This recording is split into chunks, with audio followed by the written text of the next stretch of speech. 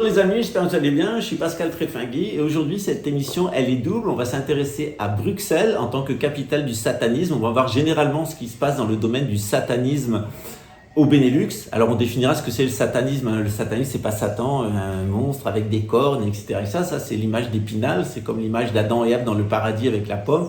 C'est une allégorie. L'image de Satan c'est aussi une allégorie. Ça ne veut pas dire qu'il n'y a pas un homme et une femme primordial et qu'il n'y a pas un problème avec la connaissance du bien et du mal. Ça ne veut pas dire non plus qu'il y a des puissances ténébreuses, des puissances mauvaises et malsaines. Ça existe. Sauf qu'il s'agit d'allégories, d'images qui permettent de comprendre. Donc on va parler de ça. Et pour mieux le comprendre, on va parler de plusieurs actes de satanisme. On va parler des attentats du Bataclan, notamment en France, qui est vraiment caractéristique du satanisme. Et on va aussi parler de l'assassinat de Camille Colbert. Donc vous allez mieux comprendre ce qui se passe au Benelux, en particulier à Bruxelles, capitale du satanisme, et comment tout ça c'est lié aussi à la Michael Line. Il faut savoir que partout où vous avez des centres chrétiens et des centres initiatiques, vous avez des centres anti-chrétiens et des centres contre-initiatiques. Alors vous êtes prêts? On descend dans les ordures, véritablement dans les poubelles, c'est-à-dire dans le domaine de la contre-initiation, dans l'envers du pouvoir moderne, en particulier celui des gros porcs et des bêtes qui écoutent, c'est-à-dire ce qu'on appelle le réseau échelon, mais en particulier tout ce qui est lié à la psychotronique, à l'envers de l'État. Aujourd'hui, on va utiliser comme matériel mon livre qui s'appelle « Torture psychotronique au goulag de Cherassich », qui vous explique comment la sûreté intérieure luxembourgeoise, la police et l'armée ont organisé des réseaux de pédocriminalité pour asseoir le pouvoir d'un certain nombre de personnes puissantes, de banquiers, et comment ces gens-là utilisent le trafic de drogue pour se financer et corrompre les fonctionnaires de police, et comment les personnes gênantes sont assassinées. Le pire, c'est que c'est fait avec votre argent, avec les deniers de l'État, et c'est véritablement une colonne infernale, une structure criminelle à l'intérieur de nos États. Ça ne remet pas en cause la police, ça ne remet pas en cause l'armée, la justice, tout ça c'est des pouvoirs régaliens, mais ça met en cause les gens qui dirigent nos États, et ça met en cause un certain nombre de fonctionnaires peu scrupuleux, en tout cas qui n'ont pas d'éthique personnelle ou qui sont lâches et couards et qui préfèrent se couler dans le moule de rien voir et de rien savoir pourvu que le système ne s'en prenne pas à eux et s'en prenne à des innocents ou des gens contre qui ils sont dressés à avoir la dent, parce qu'en réalité, si vous travaillez pour Paul, vous finirez par avoir les qualités et les défauts de Paul. Mais ces gens-là finissent par avoir les défauts des gens pour qui ils travaillent. Et les défauts des gens pour lesquels ils travaillent, c'est la confusion, c'est la cupidité, la schizophrénie, c'est l'inhumanité la plus totale. On est véritablement chez des animaux à visage humain, ce qu'on appelle dans le judaïsme les goïms. Et ces gens-là finissent par être tout à fait des néandertaliens, c'est-à-dire schizophrènes, consanguins, pédophiles.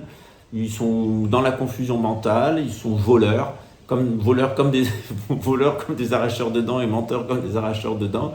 Et surtout, ce sont des criminels, ce sont des assassins. Mais avant tout, c'est des gens qui sont complètement déshumanisés, qui sont dans la confusion mentale la plus totale. Alors, est-ce qu'on doit leur excuser d'être dans la confusion mentale? C'est pas mon rôle. Moi, je suis pas là pour excuser. Je suis là pour comprendre, expliquer et démontrer. Voilà. Je suis pas juge et je suis pas Dieu. Voilà. Par contre, aujourd'hui, eh bien, on va vous parler de ça. Et puis, je vous renvoie au livre qui le suivait, qui en a repris une partie, qui s'appelle Psychotronique et la fin de l'état de droit, où je vous explique exactement comment ça fonctionne, ce système, et comment on va vers une société qui est pire que 1984 et le meilleur des mondes ensemble. Et on y va parce que les gens n'en sont pas conscients. Et on y va parce que les gens sont lâches. Voilà. Entre la lâcheté et l'inconscience et la soumission, on arrive à cette situation actuelle. Alors c'est ce qu'on va voir. Pour commencer, je vais vous rappeler une citation de René Guénon, que j'aime beaucoup, que j'ai mis dans mon livre « Torture psychotronique au goulag de Cherassich », dans son chapitre 1, où je me posais la question, y a-t-il un grand complot sataniste contre Luxembourg, ou est-ce que c'est un processus prévisible de déchéance? C'est-à-dire, est-ce que Luxembourg, à force de matérialisme, à force de se déchristianiser, à force de se démonarchiser, est tombé dans les chiottes de l'histoire? Je dois dire que c'est le cas. Vous savez que j'aime beaucoup Luxembourg, j'aime beaucoup les Luxembourgeois, mais Luxembourg est tombé dans les égouts de l'histoire, comme l'Allemagne est tombée dans les égouts de l'histoire avec le nazisme avant. C'est pour ça que j'ai aussi intitulé mon livre de 2009, Luxembourg, laboratoire du 4e Reich des riches, où vous expliquez le niveau de déchéance qu'avait atteint la police, l'armée, la justice et la pénitentiaire et les impôts à Luxembourg.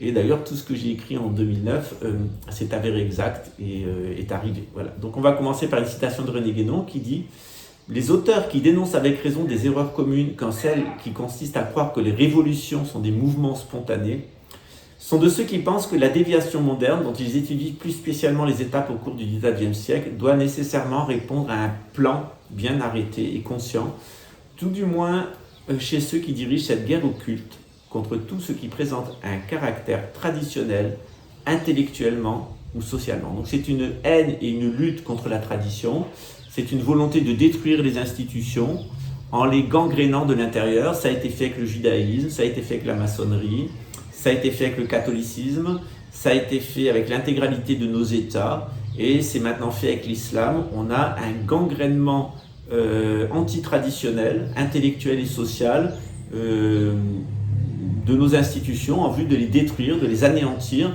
et pire, de les renverser, c'est-à-dire qu'elles fonctionnent en sens inverse. Et pour obtenir que ces institutions fonctionnent en sens inverse, eh bien, les gens qui vous dirigent vont prendre un malin plaisir à recruter des gens à contre-emploi. C'est-à-dire, on va prendre des voyous dont on va faire des policiers, on va prendre des criminels dont on va faire des médecins, on va prendre des gens complètement dans la dépravation, la fameuse moto brésilienne, pour faire de la religion, ou en tout cas de la pseudo-religion. Voilà, on va voir tout ça, et on va commencer par un événement un peu triste, qui est l'espèce de rituel satanique que la sûreté intérieure luxembourgeoise a réalisé autour de Camille Colbert. En réalité, il y a deux niveaux de compréhension. À un certain niveau, le rituel, il était pour m'accuser. Donc leur propos, c'est Pascal, c'est un gourou sataniste qui pratique l'hypnose, qui rend un culte à Satan et qui a tué Camille Colbert parce qu'il baisait avec son père. Voilà, donc c'est bien un sataniste, il baise avec son père et il tue son père parce que c'est un sataniste, c'est comme ça chez les satanistes. Donc ils ont organisé tout un rituel autour pour faire croire ça. Sauf que ça marche pas. Parce que c'est fait par des gens qui n'ont aucun niveau en théologie. C'est ce qu'a dit d'ailleurs l'expert de l'Église catholique. Les gens qui ont réalisé cette espèce de rituel autour sont des gens qui n'ont aucune compétence en théologie. C'est même des personnes qui ne connaissent pas ce qu'est le satanisme. Et tout ça est absolument grotesque et tiré de films d'Hollywood et de représentations populaires. Donc l'expert de l'Église catholique a dit tout ça c'est sorti de la tête de quelqu'un qui a un très bas niveau intellectuel, qui a des comptes à régler avec l'Église, qui a des comptes à régler avec les homosexuels, qui très certainement travaille dans les réseaux pédocriminels et il y a une implication, il y a une telle confusion mentale qu'on se demande dans quel état psychologique sont les personnes qui ont conçu ce rituel. Alors évidemment, à un deuxième niveau, il faut comprendre que les gens qui ont créé ce rituel autour de la mort de Camille Colbert, ils nous renseignent sur eux à travers ce rituel. Et quand on regarde les autres crimes rituels du satanisme qui ont eu lieu en Europe, on retrouve exactement les mêmes composantes. Donc quand on réfléchit un petit peu, la mort de Camille Colbert et le rituel qui a été fait autour pour m'accuser d'un meurtre au premier degré, ça n'a plus fonctionné quand c'était un assassinat commandité. C'est-à-dire ils ont tout préparé pour m'accuser d'un meurtre au premier degré en pensant que j'aurais pas d'alibi. Manque de peau pour eux, j'ai eu un alibi, donc ils ont été obligés de se repositionner sur le commandite d'un assassinat, et là tout le rituel ne fonctionnait plus. Donc le juge a dit ça ne nous intéresse plus le rituel. D'ailleurs en règle générale, il y a Thomas Gaczynski, l'assassin de Camille Colbert, qui a été vu sur place. Et quand on l'a fait remarquer au juge, et il y avait des témoins, le juge a répondu que ça ne l'intéressait pas. Mais ça ne nous intéresse pas. Bon, on avait compris que ça ne t'intéresse pas du con la joie, la bite en fleurs. C'était Prosper Klein, et en l'occurrence, c'était lui qui était le juge d'instruction sur l'enquête des Baumleier. Il a d'ailleurs été mis en cause, il a failli se faire inculper d'ailleurs pour atteinte à la sûreté de l'État. Voilà, donc on est vraiment au cœur du dispositif luxembourgeois, de la pédophilie avec Prosper Klein, du trafic de drogue avec Prosper Klein, des attentats terroristes et des assassinats qui sont organisés par ces groupes satanistes avec Prosper Klein. Donc on a là véritablement un des agents de la pédophilie, du trafic de drogue et des assassinats politiques, c'est Prosper Klein. Regardez la fin de sa carrière du personnage, ça vous montre comment on finit quand on travaille pour Satan, le niveau de déchéance de ces gens-là, ça finit toujours mal. Voilà. Bon, en plus, je passe sur l'école dégueulasse au tribunal, c'est un individu abject qui a aucun niveau. Hein. Il n'arrêtait pas d'insulter mon avocat en disant qu'il n'avait aucun niveau en droit, mais en réalité, il parlait de lui. Parce que Prosper Klein n'a passé aucun diplôme en droit. Il a eu l'équivalent d'une licence il s'est inscrit pendant 3 ans dans une université en Belgique en auditeur libre, il n'a passé aucun examen. Il est arrivé à Luxembourg, il a répondu à une centaine de questions basiques de droit, Et il a eu sa licence de droit qui lui a ensuite permis d'être magistrat. À cette époque-là, on avait besoin de magistrats à Luxembourg, on prenait à peu près n'importe qui, et surtout des gens dont on savait qu'ils allaient se coucher devant le système, et donc on allait les chercher chez les fils de valets de ferme et dans les bas-fonds de la société luxembourgeoise, ce qui d'ailleurs a donné un certain nombre de passes d'armes assez rigolotes au tribunal, puisqu'il m'a dit que quand on s'appelait De Tréfinguy, on n'avait pas besoin d'étudier, on n'avait pas besoin de faire d'efforts parce qu'on était né dans la cuisse de Jupiter. Et je lui ai répondu en luxembourgeois qu'il était clair que c'était plus facile pour moi que quand on commençait petit. Et petit en luxembourgeois, ça se dit Kleng, Klein en allemand, et il s'appelle Klein. Voilà. Et je lui ai même dit, c'est difficile de prospérer quand on commence petit. Voilà. Et donc, c'était une référence à son nom de famille, Prosper Klein, et puis il croyait faire l'intelligent en luxembourgeois avec moi. Et donc, quand j'ai dit oui, comme on dit dans la langue du pays, il a fait un grand sourire, tiens, l'aristo, il parle la langue du pays, virgule, la langue des paysans. Et là, il s'est parti dans un espèce de délire, sauf que la langue du pays, c'est la langue des paysans. Il n'y a pas de honte à être un paysan. Là, le paysan, c'est l'habitant du pays. C'est celui qui travaille dans l'agriculture, mais c'est aussi l'habitant du pays, celui qui est là. Il n'y a aucune honte à être paysan, il n'y a aucune honte à parler la langue des paysans.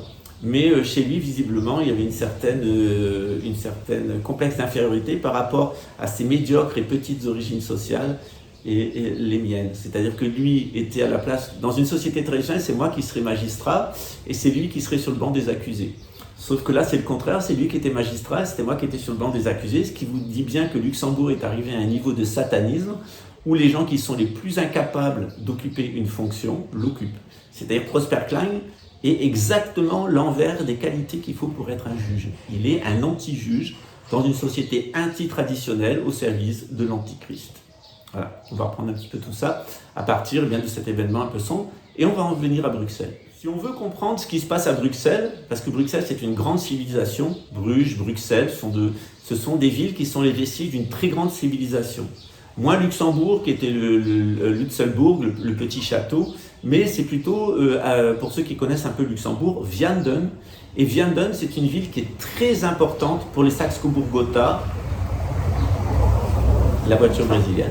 C'est une ville qui est très importante pour les Saxe-Cobourg-Gotha et pour la famille d'Orange. Il y a là véritablement le siège des plus grandes familles européennes qui sont liées à la germanité. Et que ça soit à Luxembourg, enfin moi à Luxembourg, mais à Vianden, etc., dans toutes ces grandes villes, Strasbourg, etc., qui ont été des grands centres initiatiques, Vianden, Strasbourg, Bruxelles, Bruges, c'était des grands centres commerciaux, mais aussi des grands centres intellectuels, avec des juifs, avec des chevaliers, avec des maçons, et des grands centres initiatiques. Or, il y a eu un phénomène de dégénérescence de ces centres. Dans son ouvrage, l'auteur athénien Platon nous livre une description particulièrement pertinente de ce processus de fonctionnement et de vieillissement de ces grandes cités de sédentaires et de leur déchéance en fin de cycle vers une tyrannie. C'est-à-dire que lorsque les individus qui sont les plus incapables d'être des policiers, des juges, des militaires, etc., le plus incapables de faire partie de la noblesse, vont en réalité occuper ces places-là. L'analyse de Platon, elle repose sur la nécessité des collectivités de s'appuyer sur un modèle cohérent de justice sociale qui fait de la vie communautaire une sorte de contrat et qui fait que les mandats, notamment des fonctions régaliennes que vous allez avoir, eh bien, assurent un bon fonctionnement de la société. Donc on voit que Jean-Jacques Rousseau n'a absolument rien inventé dans ce domaine, il a même inversé les choses. Le prototype de la société traditionnelle, c'est la société chinoise ou la société islamique avec le califat, c'est-à-dire le Wang en Chine et le calife dans l'islam. C'est une société où le chef suprême, qui appartient à la noblesse, mais qui est aussi prêtre, c'est-à-dire qu'il est templier d'une certaine façon, eh bien, il est investi par Dieu d'un pouvoir. C'est le roi philosophe pour Platon, c'est le Wang en Chine, ou le roi David en Judée, ou Mohamed, le calife en Arabie. C'est un homme qui est issu du nomadisme et qui a une mission prophétique. C'est un nomade sacré. Et autour de lui va s'organiser une société avec 4 castes de sédentaires. Et une de ces castes, c'est la noblesse. La noblesse, elle repose intégralement sur le culte du sang, c'est-à-dire la nécessité d'avoir une bonne génétique. Or, ce qu'on remarque dans le monde moderne, c'est que les gens qu'on va faire rentrer dans la politique, qu'on va faire rentrer dans les impôts, dans la police, dans l'armée, dans la pénitentiaire, etc., c'est les gens qui viennent de familles d'alcooliques, de dégénérés, de bons à rien, de traînes misères, de sacs à puces, c'est-à-dire tous les fils d'alcooliques, de dégénérés, de prostituées, de bandits, on va les recruter. À l'heure actuelle, il n'y a personne de la noblesse française qui travaille pour la police ou pour l'armée française ou républicaine. C'est que du menu frottin, c'est que des gens qui viennent de familles d'alcooliques, de dégénérés, de migrants, de bons à rien, de traînes savates, de réfugiés économiques, etc. C'est la racaille de la racaille. Principalement, c'est des descendants d'émigrés polonais, italiens ou ibériques qui sont là. Alors évidemment, ces gens-là, ils croient à la nation française, ils croient appartenir à la nation française et à la République, tout comme à Luxembourg, généralement, dans la police et l'armée, les gens n'aiment pas le grand-duc, ils veulent une république. J'ai entendu des remarques d'ailleurs d'un flic luxembourgeois dire de toute façon le grand-duc n'est pas luxembourgeois, mais le grand-duc il est luxembourgeois. D'abord il est né à Luxembourg, sa famille est depuis 2 siècles à Luxembourg, il est issu des plus grandes familles aristocratiques européennes, c'est un très bon chef d'État, sauf qu'il n'a aucun pouvoir. Le pouvoir appartient à des abrutis comme Jean-Claude Juncker, comme les gens qui ont été élus et qui eux sont de basse extraction, qui sont cherchés dans le peuple des paysans, dans le peuple des artisans, qui sont pas des bonnes personnes et qui sont des espèces de marionnettes et des pantins et des débiles, des gogoles, des poivreaux, des pédophiles, etc. au service des banquiers. En réalité, on a une confiscation du pouvoir par les banquiers qui va recruter dans les poubelles de la société de l'ancien régime un certain nombre de débiles dont elle va faire des présidents, des ministres, des directeurs de la sécurité intérieure, etc., des responsables des chemins de fer, des ministres de la Défense. En réalité, c'est des gens qui n'ont aucune capacité pour exercer ces métiers. Ils ont même des capacités contraires, c'est-à-dire ils sont particulièrement incompétents génétiquement pour assurer ces fonctions-là. Et c'est pour ça qu'on va les chercher, c'est justement pour avoir des gens à contre-emploi. Et cette inversion, c'est à proprement parler ce qu'on appelle le satanisme. C'est-à-dire que quand on va voir toutes les institutions, ça y ressemble, mais c'est exactement le contraire. C'est-à-dire à Luxembourg, c'est le contraire d'une monarchie. On a toujours le grand-duc, mais il n'a aucun pouvoir. Et on n'a plus de noblesse luxembourgeoise de sang, on n'a plus que des abrutis issus de l'immigration, des gros porcs, des bons à rien, des psychopathes, des tarés, qui sont à toutes les manettes de la société luxembourgeoise. De la police et de l'armée luxembourgeoise. Quand ils sont tout en bas, on a la chance de rencontrer des bonnes personnes. Mais plus on monte vers le haut, plus c'est pourri, en sachant que généralement les services d'écoute, c'est là où on met les plus bêtes. Et à Luxembourg, c'est très certainement là où on met les plus pervers. C'est-à-dire, on a remplacé les bêtes par des pervers. Voilà. Donc on va regarder maintenant qu'est-ce qui se passe dans l'assassinat de Camille Colbert. Et vous allez voir qu'on retrouve tous les éléments du Bataclan. Ce qui prouve bien que les gens qui ont réalisé l'assassinat de Camille Colbert, comme les gens qui ont fait les attentats du Bataclan, ils essayent de faire croire que c'est des musulmans. Il y a une grosse obsession sur les musulmans. Dans l'assassinat de Camille Colbert, il y a beaucoup de choses qui ont été faites pour faire croire que ça venait de moi en tant que musulman. Alors c'est très amusant parce qu'ils n'ont pas toujours tout à fait compris, ils ne sont pas capables d'ailleurs de comprendre quelle sorte d'islam je pratique. Ce qui en fait que tout est grotesque, mais tout ce qui a été fait autour de la mort de Camille Colbert, c'est absolument grotesque. Les policiers ont été grotesques, le parquet a été grotesque, la justice a été grotesque. Pas en appel, heureusement, on a eu un juge qui est le fils d'un ancien Premier ministre, qui était quelqu'un d'assez compétent, qui a appliqué la loi, mais tout était absolument grotesque, jusqu'à Christian Kiefer, le commissaire principal, qui avait une cuillère dans le trou du cul et la jambe repliée quand il était en train de m'interroger, ce qui vous en dit long sur l'état mental de la police luxembourgeoise, qui en est à se balader avec une cuillère dans le trou du cul pour pas être mise sous hypnose. Voilà, enfin les gros porcs, ça ne doit pas trop les gêner. Sans doute doivent-ils mettre une louche, et généralement le gros porc est quelqu'un d'assez servile qui est justement utilisé à contre-emploi systématiquement dans ses services. On attend d'un policier qu'il soit plutôt athlétique, quand on y trouve des gros porcs, c'est qu'il y a quand même un problème. Dans mon livre « Torture psychotronique au goulag de Strassigg », que je vous invite à lire, alors il y a beaucoup de choses à dire, il y a un 3e tome qui s'appelle « Luxembourg de la monarchie à l'ignominie », qui vous montre comment les réseaux pédophiles, les réseaux de trafic de drogue ont alimenté à Luxembourg des assassinats politiques de personnes qui ne correspondaient pas à un cadre. Et le cadre, les identités qui étaient proposées pour la sécurité intérieure luxembourgeoise avaient créé des espèces de types psychologiques, des types de personnes qui étaient acceptables à Luxembourg. Par exemple, quand vous étiez d'origine d'Afrique du Nord, ils allaient vous tester sur la drogue, sur l'homosexualité et sur l'islamisme. Donc, vous aviez des espèces de séquences de harcèlement sur ça, jusqu'à ce que vous rentriez dans un moule que la police avait prédéfini, enfin certaines personnes de la police avaient prédéfini, c'est que vous deviez apostasier l'islam, c'était nécessaire.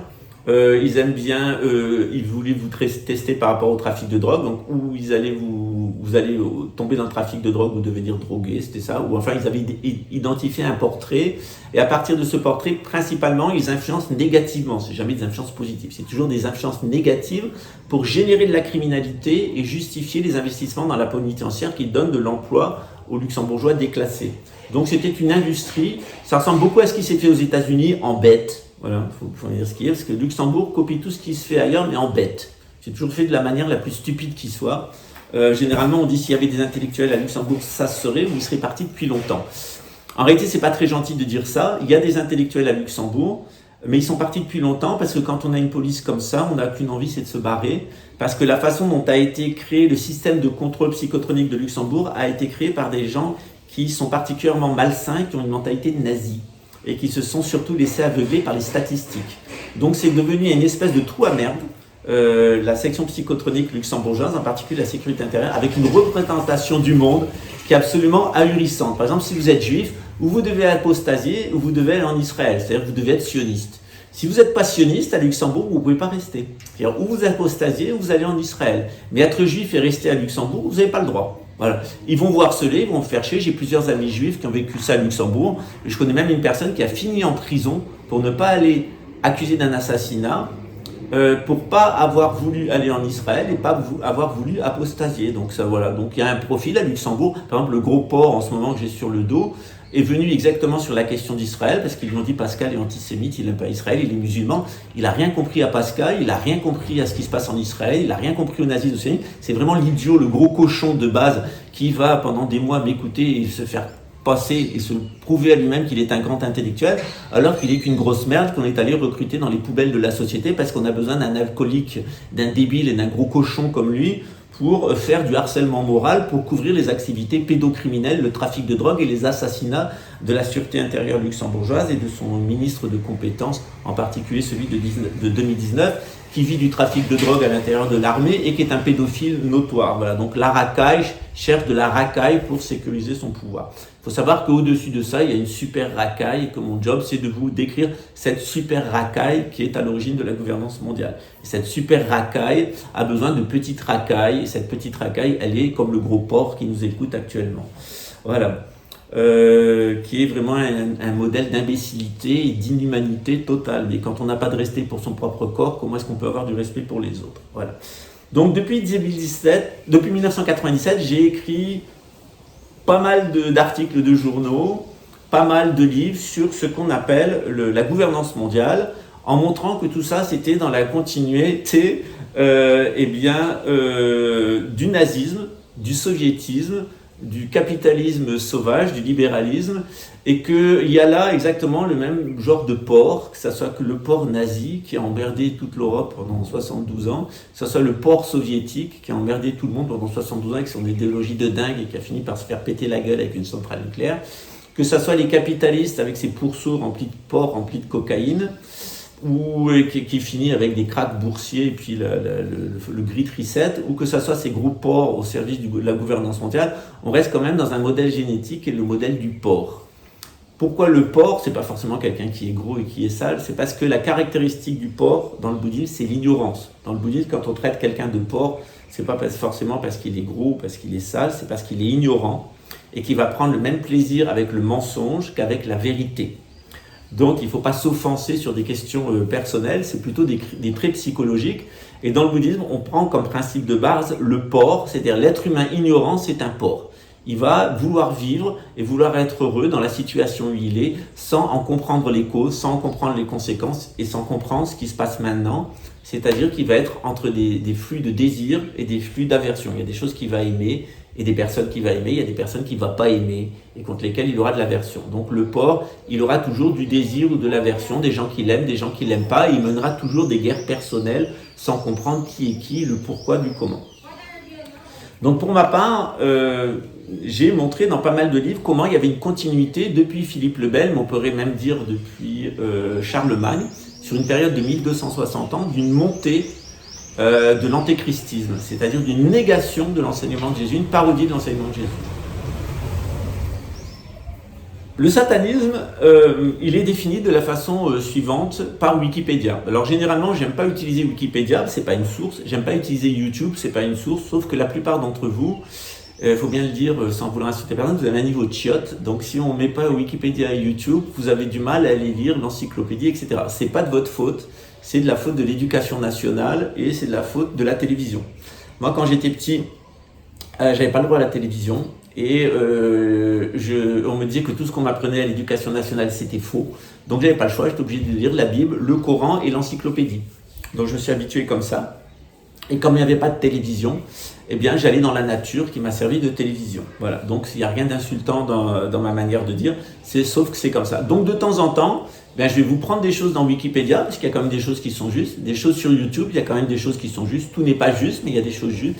Et puis à partir de là, j'essaye de vous amener à un autre niveau, un niveau plus encyclopédique, et même au-dessus, un niveau biblique ou coranique. Donc, qu'est-ce que nous dit Wikipédia sur le satanisme? Ils disent qu'il y a plusieurs sortes de satanisme. Il y a le satanisme théiste, le satanisme traditionnel ou encore le satanisme spirituel, qui est un courant religieux qui vénère les anciens anges déchus et leur chef incontesté, Satan. Il est à différencier du satanisme lavéien, représentant Satan comme une force de la nature. Le satanisme peut être également conçu à partir d'une réflexion intellectuelle sans aucune référence à une religion, mais inspiré du vocable hébreu qui signifie « celui qui est opposé à Dieu ». Donc quand vous vous opposez à Dieu, quand vous ne croyez pas dans l'existence de Dieu, et quand au contraire vous voulez vous opposer à la religion, donc au clergé, quand vous voulez vous opposer au mandat de gouvernance, c'est-à-dire à la noblesse, quand vous vous opposez à l'agriculture traditionnelle et quand vous vous opposez à l'artisanat traditionnel, vous êtes sataniste. Alors les satanistes, ils ont d'abord créé tout un troupeau de zombies, c'est les zombies de la modernité, puis ils ont détruit l'agriculture, c'est devenu une espèce de production chimique.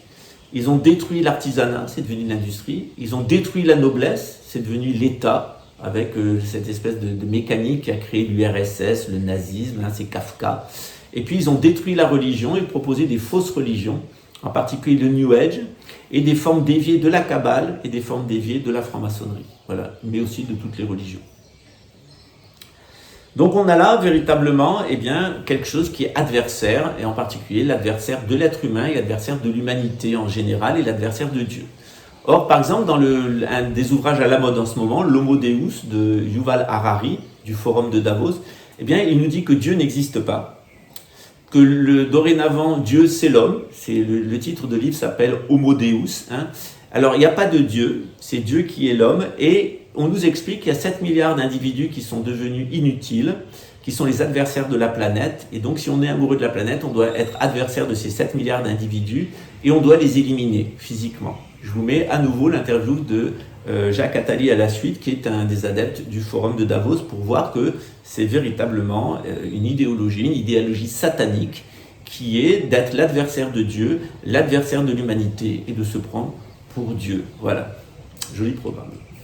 Il est évident que ça se terminera un jour par un gouvernement mondial, équilibré, démocratique, qui mettra en place des règles, qui dominera le système financier, ne sera pas dominé par lui. Tout ça aura lieu. Les plus jeunes dans cette salle le verront, comme il y a une monnaie européenne, il y aura une monnaie mondiale, il y aura un revenu minimal mondial. Tout ça existera. Une sorte de classe moyenne qui vivra dans l'espérance illusoire de rejoindre les nomades de luxe et dans la terreur réelle de basculer dans l'infranomadisme. Et qui les regardera les uns à la télé dans les journaux qui leur montrent la vie des nomades de luxe et qui à la télé se réjouira de voir le spectacle de la misère des autres en se réjouissant de ne pas en être. Ça c'est les trois catégories qui sont en train d'apparaître. Roger Morneau dénonça et partagea son expérience dans plusieurs ouvrages au sein du satanisme élitiste durant sa jeunesse à Montréal jusqu'en 1946. Puis il se convertit au protestantisme au sein de l'église adventiste du 7e jour et il va dénoncer cette élite républicaine satanique à l'intérieur du Canada. Franz Bardon, un ésotériste, dans une nouvelle autobiographique, Frabato le magicien va dénoncer certaines loges à apparence maçonnique, comme la Golden Dawn, qui est connue pour ses activités pédocriminelles et ses assassinats. Ces loges qui sont liées au nazisme et qui pratiquent l'assassinat rituel et le satanisme, notamment l'abus sexuel des enfants et notamment le meurtre d'un certain nombre d'individus. Généralement, ils aiment bien cibler des prêtres, ils aiment bien cibler des membres de la noblesse, ils aiment bien cibler des homosexuels, des musulmans et des enfants. Et on voit que cette thématique, elle est très forte chez Hitler. Hitler a ciblé les enfants. Hitler, c'est la promotion de l'avortement et de l'eugénisme. Hitler a ciblé les juifs, évidemment. Il a ciblé donc le clergé, en particulier le clergé catholique. Il a ciblé la franc-maçonnerie, donc les gens qui détenaient la connaissance traditionnelle. Il a ciblé les homosexuels et il a ciblé les musulmans, et en particulier les gens de l'Europe de l'Est qui étaient dans cette mouvance comme ça des religions de l'islam, certains pratiquant une sorte de christianisme proche de celui de l'islam, qui est les gitans ou les bohémiens, voilà, qui ont été persécutés, en particulier les Roms, qui ont été amenés dans les camps de concentration. Paul Coppin-Albancelli dénonça plusieurs sociétés maçonniques dont il a pu étudier les statuts, qui professent le satanisme sous la forme d'un culte à Lucifer et dont les ateliers ne travaillent pas selon la formule à la gloire du grand architecte de l'univers, Dieu, mais selon la sentence gloire et amour à Lucifer, NNN, ou Dieu maudit, maudit, maudit, et qui pratiquent la luxure et l'assassinat rituel, dont il affirme que cela ne concerne qu'un nombre très réduit de membres. Je ferme les guillemets. En réalité, c'est qu'il y a à Luxembourg, à l'intérieur de la sécurité intérieure luxembourgeoise, qui implique certains ministres, des magistrats, des policiers, des militaires, eh bien c'est justement l'adhésion à ces sectes du satanisme, à ces sectes où on rend gloire et amour à Lucifer, où on pratique la luxure, l'assassinat rituel, où on utilise des drogues, on drogue les gens, on les met dans la confusion, on crée des sectes, etc. Donc on est face à une de secte luciférienne, satanique, adversaire de l'homme, qui, à l'intérieur de l'État luxembourgeois, a un certain nombre de relais, conscients ou inconscients. Les pires, c'est les inconscients d'ailleurs. C'est le gros porc qui ne sait même pas qu'il est le gros cochon de service, complètement ignorant, qui va être manipulé en fonction de ses haines et de ses désirs, son désir d'avoir de l'argent et un travail, et sa haine d'un certain nombre de catégories de personnes, en particulier l'aristocratie et le clergé, pour l'utiliser comme imbécile utile.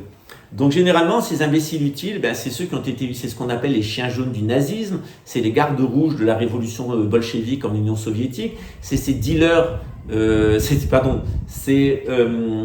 comment on appelle ça, ces traders de bourse qui sont en réalité des toxicomanes impliqués dans le trafic de drogue. Et puis dans le cadre de la gouvernance mondiale, c'est toute une catégorie d'individus particulièrement inconscients, particulièrement abjects, qui sont dans ce qu'on appelle les services de psychotronique et qui utilisent le matériel d'écoute et le matériel d'ambiancement.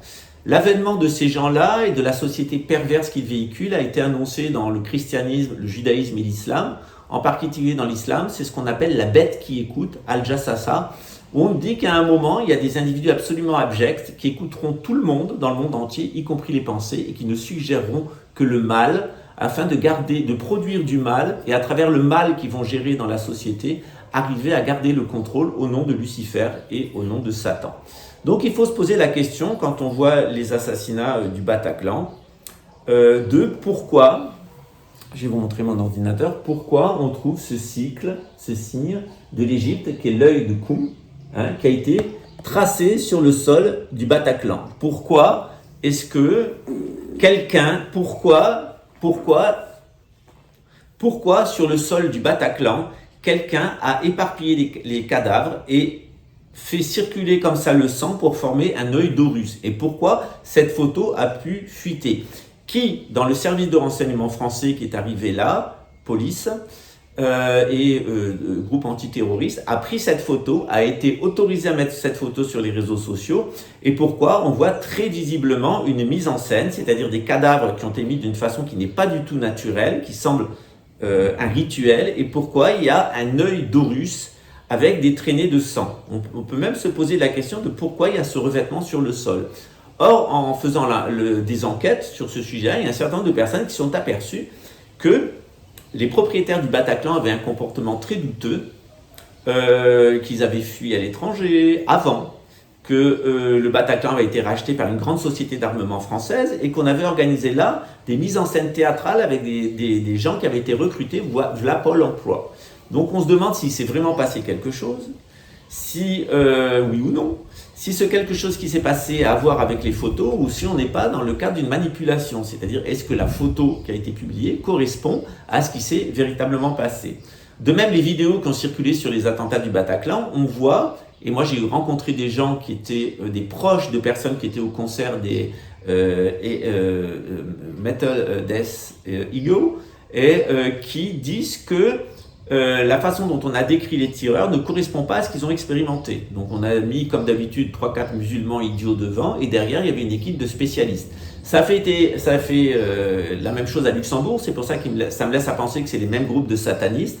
C'est-à-dire que moi, le musulman, on m'a fait passer pour un terroriste avec deux gogols, un portugais et un italien, comme par hasard.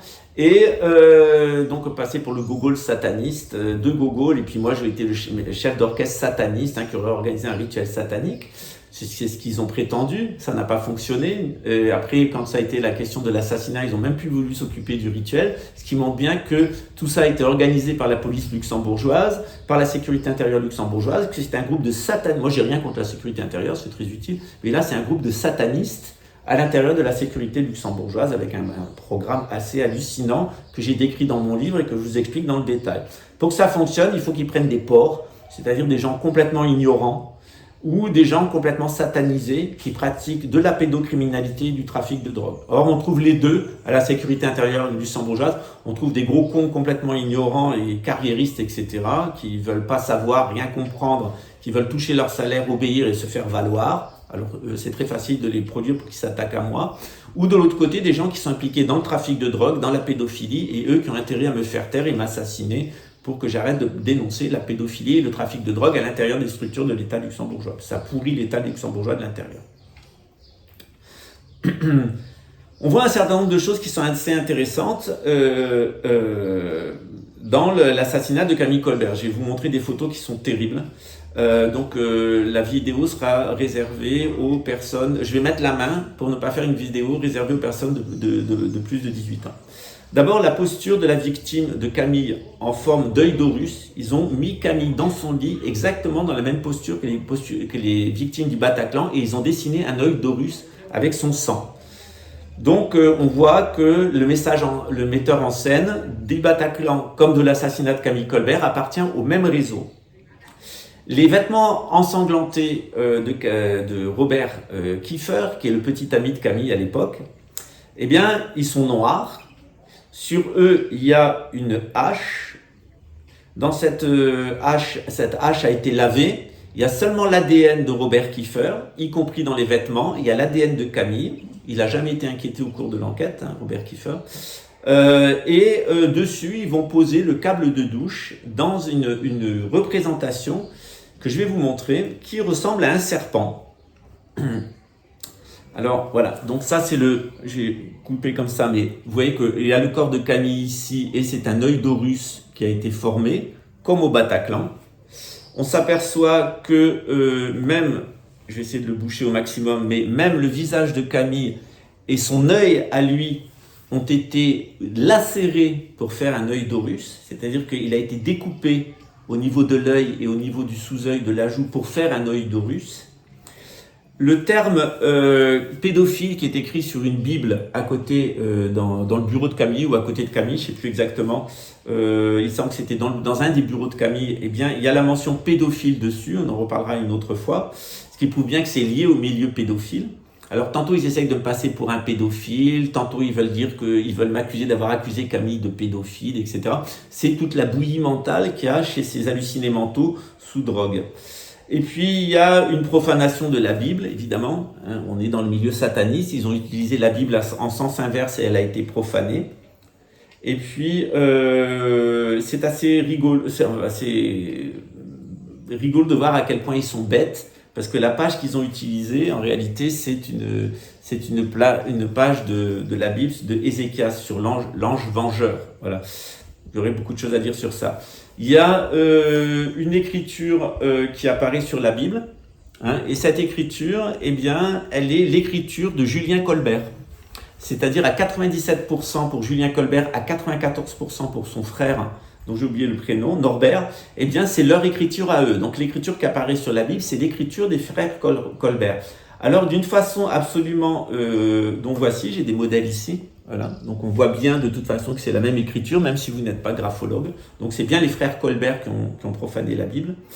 Et ce qui est intéressant, c'est la façon dont la police judiciaire de Luxembourg a essayé de faire croire que c'était Charles-Édouard Comès qui avait écrit ça. Alors, voilà, vous avez ici la hache dans la baignoire, voilà. Et cette hache dans la baignoire, elle a été réalisée exactement pour montrer, pour représenter un signe des Eagle Death Metal, c'est-à-dire ce groupe sataniste qui est le cœur arraché avec dedans un plug, qui fait référence, eh bien, à la transformation de l'ADN humain à 3 branches et le fait que vous allez être connecté à travers les injections et une intelligence artificielle. Donc, il y a un programme satanique. Ce programme satanique, il est lié à la couronne britannique. Il est lié au projet de ARN, messager de mutation génétique de l'humanité. Je vous renvoie à mon travail sur cette question-là, mais il est clair et net que quand on connaît le sujet, c'est signé. Et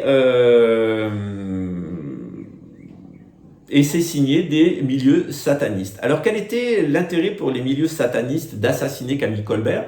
Alors d'abord, ils ont prétendu que Camille Colbert avait été égorgé, que ça serait une référence de Pascal à l'égorgement des Édomites. Et puis dernièrement, ils se sont rendus compte que Camille Colbert, il n'a quand même pas été égorgé, il a été... Je vais revoir les photos, même si c'est très douloureux de voir ça. Il a été tapé dans la nuque sur 3 points vitaux. Donc c'est quand même curieux que quelqu'un ait la compétence technique pour taper sur 3 points vitaux. Camille était remplie de cocaïne, donc on a la cocaïne, on a la pédophilie, on a le meurtre de sang, on a l'œil de Russe, on a le pommeau de douche qui rappelle le logo des Eagle Death Metal. On est véritablement face au même groupe sataniste, ce qui fait que moi j'ai hésité sur l'identité de la personne qui a réalisé le meurtre. Donc maintenant on sait que c'est Thomas Gadzinski puisqu'il est passé aux aveux, il est en détention en Pologne, mais la sécurité intérieure luxembourgeoise continue à protéger Julien Colbert, et utiliser un certain nombre de psychopathes, de gogols ignorants et de gros porcs à l'intérieur, soit c'est des drogués et des pédophiles qui me mettent sur le dos aux écoutes ou au harcèlement, soit c'est des gros porcs complètement ignorants qui arrivent avec leur gros ego de guine avec hackage de mon téléphone, de mon ordinateur, et la comédie actuelle. Encore hier, il me mettait des messages par le téléphone d'une amie qui, elle, ne m'a rien envoyé. J'ai une capture d'écran de son téléphone, mais c'était cet individu qui me dit « Camille, machin, à vous, ça ira mieux ». Enfin, le gros con, voilà, qui dit en matière... On lui a dit à l'école de police que l'aveu était la preuve vraie. Alors, il arrive en disant « Fais des aveux, ça se passera ». Enfin, c'est Kiefer Biss, guinelot, là, le gros cochon, niveau 0, sorti du lycée technique, qui a fait 3 cours de droit et qui se croit avocat, qui a fait 3 cours de police scientifique et qui se croit un expert international, parce qu'à Luxembourg, au niveau du gogolage, parce qu'il faut voir ce qu'ils recrutent, et ils n'ont pas le choix. Parce que pour travailler à la police luxembourgeoise, il faut avoir l'estomac bien accroché. Donc ils recrutent des gogols, et dans ces services-là d'écoute et de harcèlement, ils mettent des gogols niveau 0, mais alors qu'il y a un ego à la taille de leur connerie, c'est-à-dire cosmique. Voilà. Donc on retrouve tout ça. Et lorsque je me suis intéressé sur mon livre sur l'origine de ce satanisme, et parce que Luxembourg est sur la Michael Line, eh bien je suis tombé par un fait qui n'est pas exprès, sur eh bien, une déclaration de du cher Imran Nazer Hossein, dans son livre « Une vue islamique sur Gog et Magog ». Et dans ce livre, il nous parle justement de ces réseaux sataniques européens qui sont liés à la couronne britannique. Il nous parle du nazisme, il nous parle du soviétisme, il nous parle de la bourse, il nous parle de l'ONU, puisqu'il a travaillé à l'ONU, dans la salle de méditation satanique avec le cube noir qui est tenu par la Lucifer Trust au sein de l'Organisation des Nations Unies. Et il explique dans le détail de quoi il s'agit. Et à un moment, eh bien, il explique un certain nombre de symboles. Et lorsqu'on tombe sur le symbole de la ville de Bruxelles, voilà, on voit tout à fait de quoi il s'agit. C'est-à-dire qu'on a 2 lions qui se font face. On a l'archange Michael qui tue Satan. Or, si vous inversez ce blason, et si vous le positionnez dans l'autre sens, eh bien, vous avez le blason de l'unité spéciale, la section spéciale de la police grand-ducale. C'est-à-dire la section spéciale de Luxembourg qui utilise le matériel psychotronique et qui est entièrement dédiée à la protection des pédophiles, des trafiquants de drogue et qui pratiquent des assassinats politiques pour faire avancer l'agenda de la gouvernance mondiale à Luxembourg. Ils ont inversé le blason de Bruxelles pour faire leur propre logo. C'est pas beau l'inversion satanique? Donc il y a forcément un lien entre ce réseau satanique et la Belgique. Et ça m'a poussé à m'interroger si la section spéciale de Luxembourg utilise une représentation satanique inversée, si elle est copiée sur le logo de la ville de Bruxelles, le sceau officiel de la ville de Bruxelles, à quoi fait-on référence? Et j'ai remarqué que le lion de gauche, donc vous l'avez ici, vous lirez tout ça dans mon livre, le lion de gauche représente le Christ dans la lignée de Dan, qui amènera à l'Antéchrist. Le lion de droite représente l'Antéchrist qui sera vaincu par le Christ du retour et l'ange Michael. Donc d'un côté, on a le sang de Jésus qui est versé, mais qui à travers Marie-Madeleine donnera l'Antéchrist Harry Windsor. Je rappelle que la famille royale de Belgique est en famille avec eux, c'est des Orange Nassau. Et de l'autre côté, on a le Christ du retour, qui va lui arriver pour tuer l'Antéchrist. Et entre les deux, on a l'archange Michael et on a qui terrasse Satan. On a un symbole solaire caractérisé ici quand on étudie la géométrie sacrée de ce blason, on tombe sur le chiffre 666 avec son côté solaire positif et son côté satanique. Lorsque je me suis intéressé à Bruxelles, et je me suis demandé, qu'est-ce qui se passe à Bruxelles? Pourquoi il y a eu l'affaire Dutroux? Pourquoi il y a ces réseaux pédophiles, de pédosatanisme à Bruxelles? J'ai retrouvé quelque chose d'intéressant. Et ce quelque chose d'intéressant, il l'amène directement au Parlement européen, il l'amène directement à la Banque Centrale Européenne à Francfort. Donc vous voyez qu'on est dans le cadre européen, avec son prix Charlemagne, et on est dans le cadre du satanisme, avec un projet de gouvernance mondiale au nom de Lucifer. Le drapeau et la monnaie ne sont pas les seuls symboles religieux bibliques que l'Europe a adoptés pour défier Dieu. C'est-à-dire que l'Union européenne et le groupe qui a derrière, puisqu'il s'agit du 4e Reich en réalité, successeur du Reich d'Alexandre le Grand, du Reich et de Jules César, le premier Reich, du 2e Reich qui était le Reich allemand, du 3e Reich d'Adolf Hitler, là c'est le 4e Reich, le 4e Reich des riches, celui des Rothschild. Depuis son inauguration le 14 décembre 1989, le Parlement européen a suscité bien des questions concernant sa structure.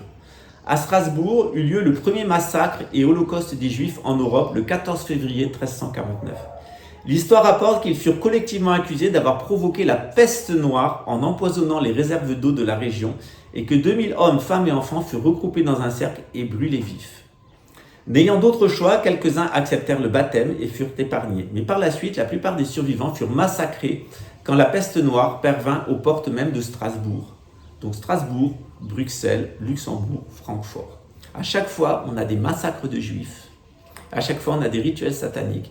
À chaque fois, on a une référence à Michael, à la Michael Line, mais inversée. Pour les gens qui vont faire le cours de gnose chrétienne, vous aurez tout ça dans le détail.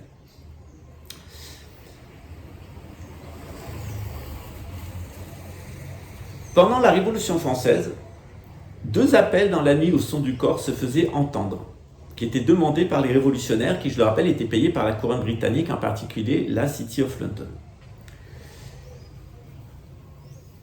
Ces appels étaient en fait un appel à la résurrection des Juifs assassinés, dit-on officiellement à la Révolution française. Donc pensez à l'intérêt prophétique que peut avoir cette tour de Babel de Strasbourg, puisqu'ils ont fait une réplique pour le Parlement européen de la tour de Babel, bâtie sur les cendres de Juifs.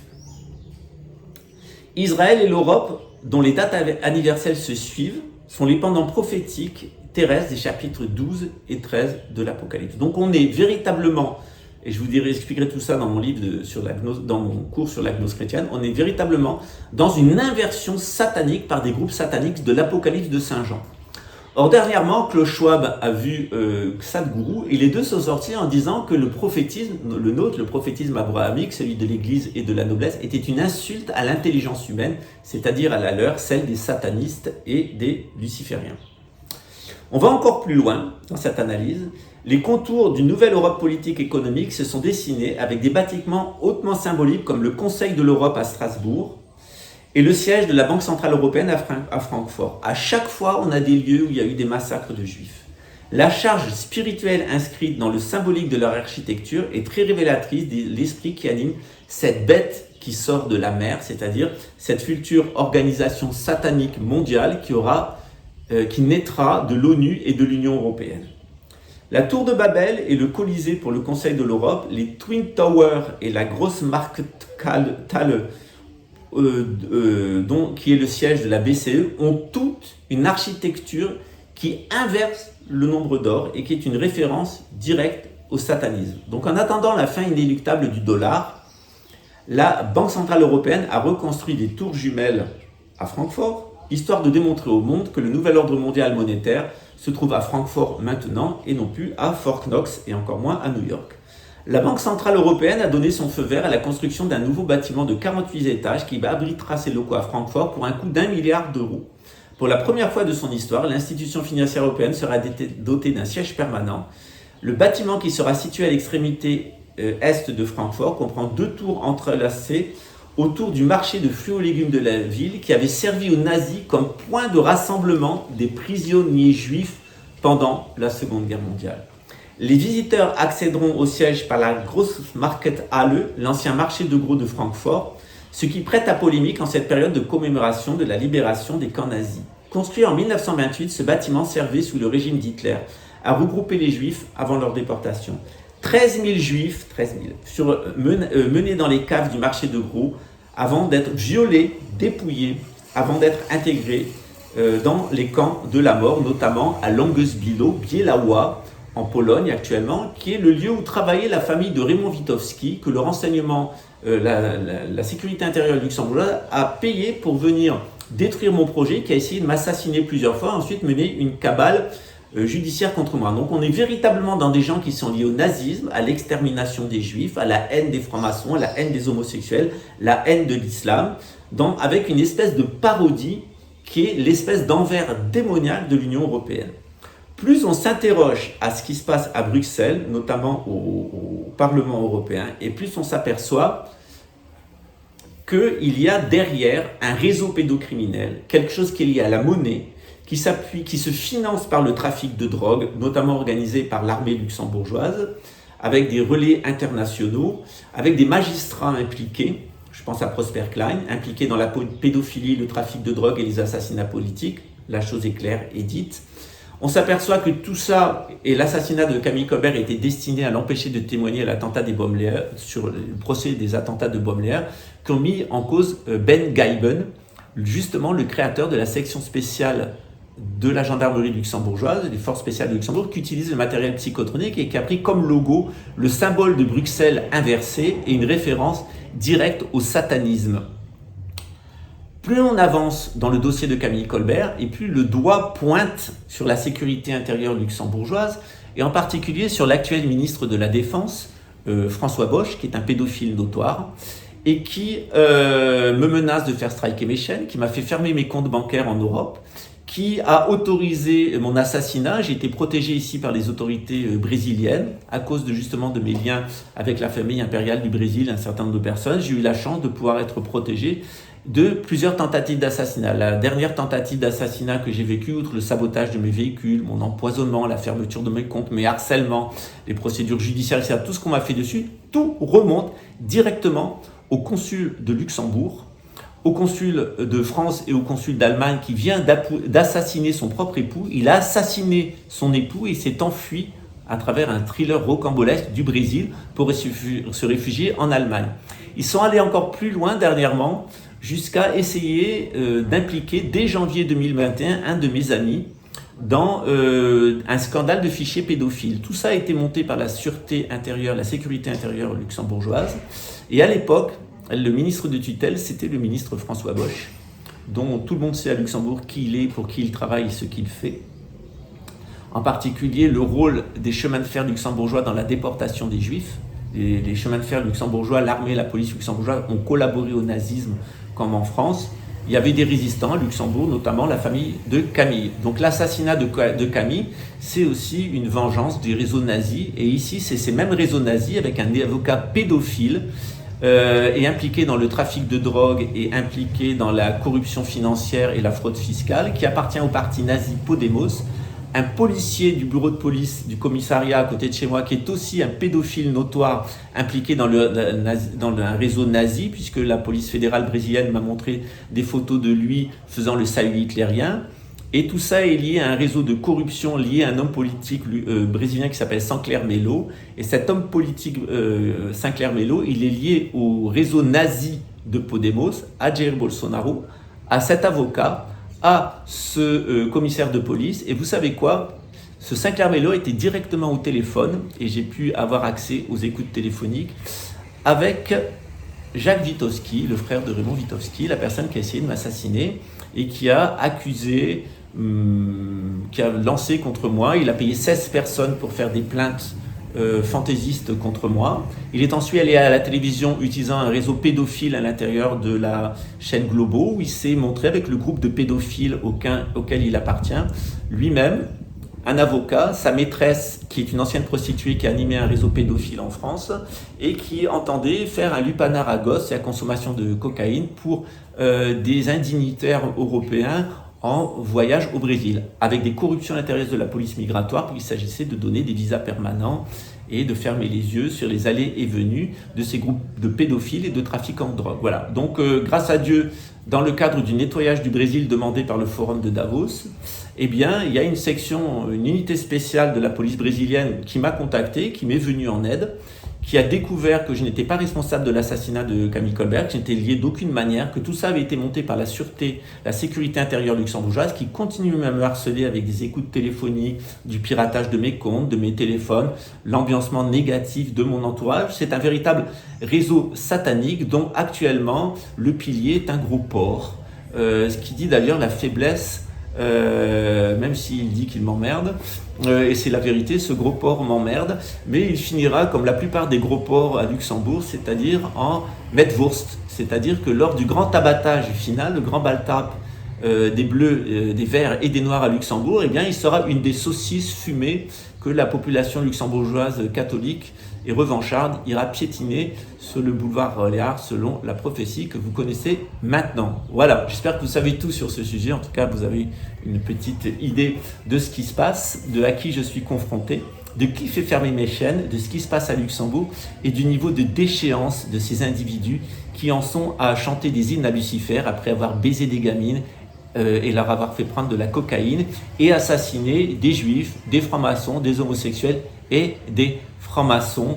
On est là vraiment dans l'abjection totale. Ce sont des animaux cruels, vicieux, à visage humain, mais ils n'ont aucune humanité en eux et il faut les traiter de ce qu'ils sont, c'est-à-dire des simples goïms. Voilà.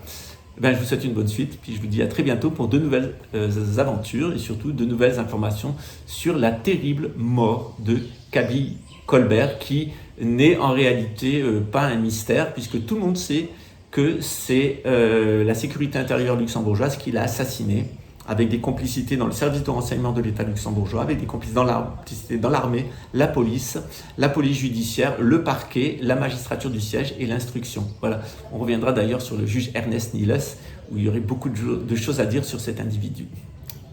À très bientôt.